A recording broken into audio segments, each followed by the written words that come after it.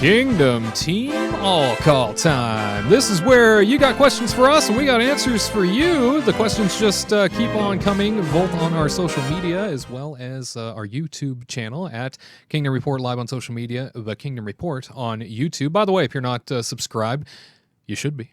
There's so much that we release throughout the week as well as our social media pages. So be sure to check us out at Kingdom Report Live on social media and the Kingdom Report on YouTube. Also, kingdomreportlive.com if you prefer the old-fashioned way of either emailing or forming in your questions. And question today comes to us from Alex Tonga, who says, hey, what are some of your favorite breakfast spots in Walt Disney World? And it looks like Garrett is in China at Epcot, which I don't know how you got into that park, buddy, but our Walt Disney World reporter, Mr. Garrett Hassel, standing by with some of his favorite breakfast spots in the world. What do you got? All right. So probably I don't eat very much breakfast in the parks just because I prefer to go to the parks in the afternoon. But when I do, I like to go to Boma over at the Disney's Animal Kingdom Lodge because I don't know what it is about it, but it just has a great environment, has a fantastic atmosphere. It has windows that look out onto the pool deck, and I don't know, they have the jungle juice in there, and it's just a great time. And they have the food there isn't like in the other parks where they have some African influence, where they have some different spices, different kind of sausages, so on and so forth. So Boma has to be one of my top ones. My other one is just probably based on location more than anything, is Crystal Palace. I've had many friends that have worked in there, and whenever I go there, I just have a good time just because the characters are just always going crazy, having a good time. They're doing the Friendship Day parades, going everywhere. But whenever I go there, the tip I give to you folks is don't go for the normal eggs, get the omelet, because the eggs are going to be powdered while the omelet is going to be cooked for you. And I don't know, omelets are just amazing. When you have breakfast or brunch at Disney, brunch is just makes your day so much better, because after that you're like, let's do this park, let's go conquer it. And yeah, those are my two breakfast places. Crystal Palace at Magic Kingdom with that poo celebration throughout the day. You know, breakfast, lunch, and dinner you can have that there, and it's such a treat because you're right there, smack in front of the castle. I always suggest to people that if you're looking to get into the parks early, you want to get into Magic Kingdom early, make a reservation ahead of time, far before the parks open, because you can, and make sure you got that reservation for something like a Crystal Palace, and you can have a leisurely, quiet walk up Main Street with nobody on it. There's something really special about that. And you mentioned Boma. That is one of my absolute favorites as well, not only with the selection of food, I mean, hundreds of options at that buffet, but also so many unique options at that buffet. You know, more than your typical bacon and eggs. There's a lot to choose from in that environment. It's off the beaten path for sure. You got to go, out past Disney's Animal Kingdom theme park for that and head on over to that lodge. But such a treat. As a matter of fact, on our YouTube channel at the Kingdom Report, I have a full-blown breakfast review of Boma. So you can check that out and see what my experience was like, especially going early enough where you don't hit any crowds. If you're first in, you really get the restaurant to yourself, and the cast members are so engaging when they don't have anybody else to pay attention to. Hey, Katrina, Walt Disney World breakfast. What's on your plate? Oh, I love breakfast. So my first one is kind of like the one I look forward to if we're able to get a reservation, and that's California Grill for brunch. It's only on Sundays, and it's like a one-time price. Was it $95? I think. Don't quote me. I don't remember. But anyway, so $95 is a little steep, but it's like all you can eat. And I'm not a big fan of buffets or anything, but this I look forward to, and I like literally don't eat the day before. And then the next morning I'm like ravenous, and you can literally spend like 2 hours there easily. And you have like the beautiful view of Magic Kingdom, and it's just calm and easygoing. And then what you do is you sit at your table. You could order anything you want off the menu, anything you want to your heart's desire. And then they have like a sushi bar. And then for an upcharge, there's like a Bloody Mary bar if you're like a Bloody Mary type of person. And then they Sounds have like classy. salads, and it's very classy. very and classy. it's charcuteries and cheeses. Anyway, so The unlimited mimosas, I that's was the really getting to classy that part. though. That was like the best part. It's like unlimited mimosas. So pretty much I always just ask for like a glass of orange juice on the side, and then they just like leave the bottle at the table. They're like, here, just take it. And then we just They like know. pour it and make our own mimosas.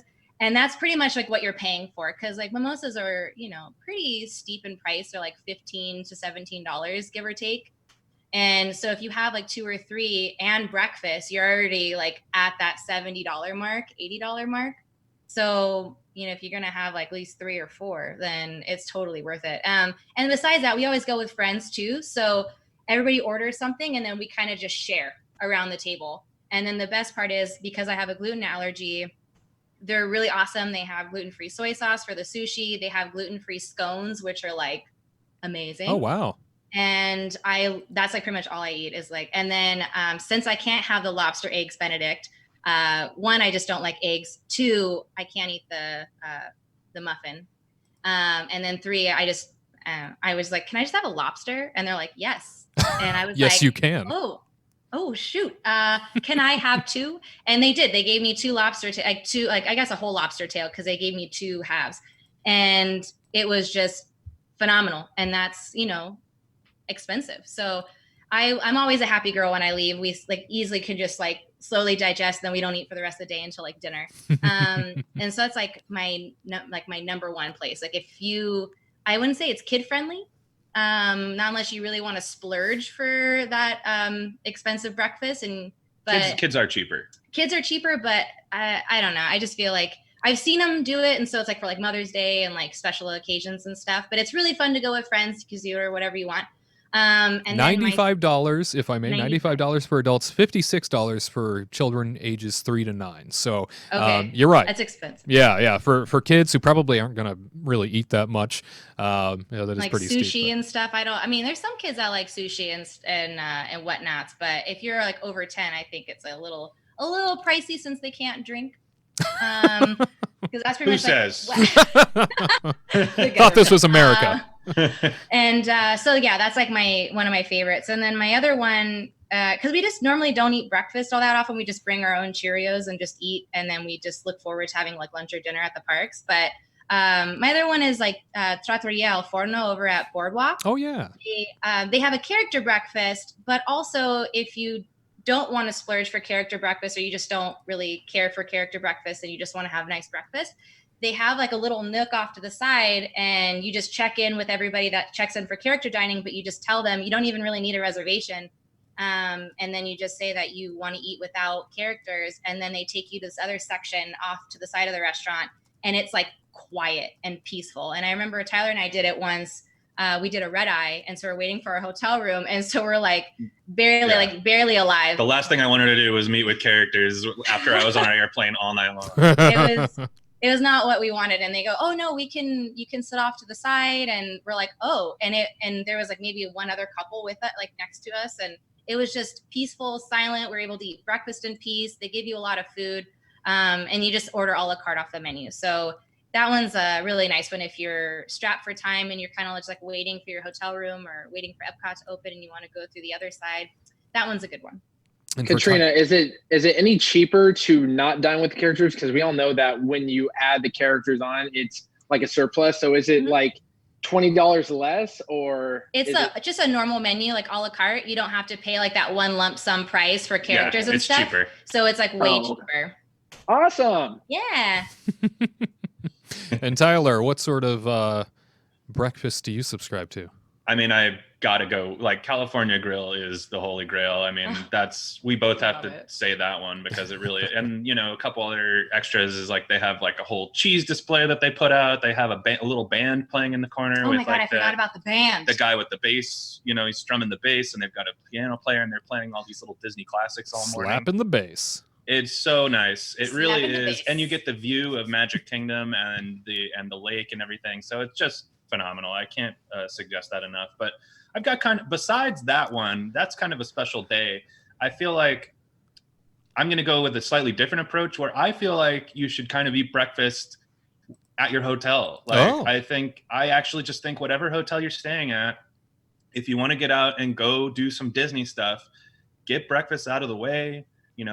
Go to your food court, go to the, whatever you have at your hotel, because, they all offer pretty decent selections. And I guess I would actually say, like, one of my favorite food courts in general is actually just the Art of Animation. They just have a great food court. So if you want to get something quick for your whole family, and that's not going to like completely break the bank, because a lot of food can be expensive, but I remember we stayed at Art of Animation once, and they made her like gluten-free waffles and stuff like that. But like, they weren't just Mickey waffles. Yeah, and they're not Mickey waffles. They have all the different, characters on their waffles from the hotel. So they have like Lion King waffles, and they have Little Mermaid waffles, and so it's pretty cool. And so I just honestly think that a lot of times it's kind of going to be more worth it to you to kind of get that quick breakfast, even if you're staying like at the club level, like, and go to concierge and just grab a bowl of cereal. I actually think that for me is the way to go for breakfast. That's how I like to do breakfast when I'm in Disney World. Very cool. And producer Kurt, this reminds me of a conversation you and I once had. You tend to eat breakfast at the resort, right? Correct. Yeah, we do the same thing. We eat at the hotel. We try to get to the parks as soon as possible. So, we go to the hotel, we eat, we'll take our time. I'm not saying we're going to down it and scarf it and, kind of a thing. But it's very cheap. It's inexpensive. It's good. It's a good meal too. You can get like a full breakfast platter you're not going to find that kind of pricing anywhere in the parks. Right. And it fills you up, and it just gets us to the parks that much sooner, so we can get going, because we want to get that e-ticket ride right when the park opens, so we don't have to waste as many fast passes on them. So trying to get through breakfast as quick as possible. Certainly. Well, that's good advice, and I know that when because I'm a huge breakfast guy myself. I love me some breakfast. I like getting up early and heading out to these restaurants far before the masses arrive, because I think that you get a real intimate experience with such a grand place like Walt Disney World when you get there first, right? And nobody else is around. You get to really take in the different details and really experience things for how they should be. I will say that, with Garrett already going with Boma, which was on my list, but I will veer off and now give you my number 2 and my number 3. I will say number 2, if you've never done it, might I suggest the Wave.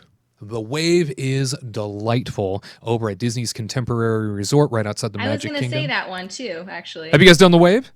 Yeah, we do like the Wave. Yeah. Yeah, the Wave for breakfast is such an underrated treat. You can almost always walk in.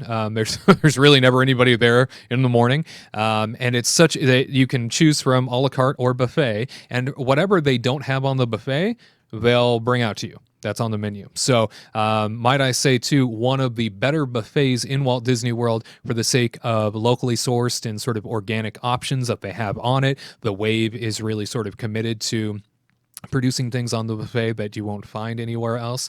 The other place that I would say that I absolutely adore is such a sleeper hit. And what I mean by sleeper hit is nobody talks about it, and I don't think it's a hit at all because nobody talks about it. And that is over at the Yacht Club Resorts in the Epcot Resort District. Ale and Compass is one of my absolute favorite breakfast spots now. It's a place that I've been able to go to a handful of times. Dare I say, the best Eggs Benedict on the property. Absolutely spectacular Eggs Benedict. And I've now had Eggs Benedict at, I think, maybe 6 or 7 different places for breakfast at Walt Disney World. I've even had the Benedict's flight over at the Grand Floridian Cafe, where they give you 3 different Benedicts to try. It was good. It was real good. But I'm willing to bet that Ale and Compass breakfast over at Disney's Yacht Club has the best Eggs Benedict I've ever had, especially on Walt Disney World property. It also comes with a much smaller, sort of condensed buffet add-on to the entree. So you'll order the entree, and then you have sort of an appetizer-like buffet that you can go to as many times as you'd like. Again, one of those places that absolutely just so quiet in the morning, nobody around. And you know what? If you align it with your Epcot day, you can walk right out the back door and take that international gateway up to Epcot. So definitely something that I recommend everybody check out. Ale and Compass and the Wave for breakfast. To all who come to this happy place, welcome.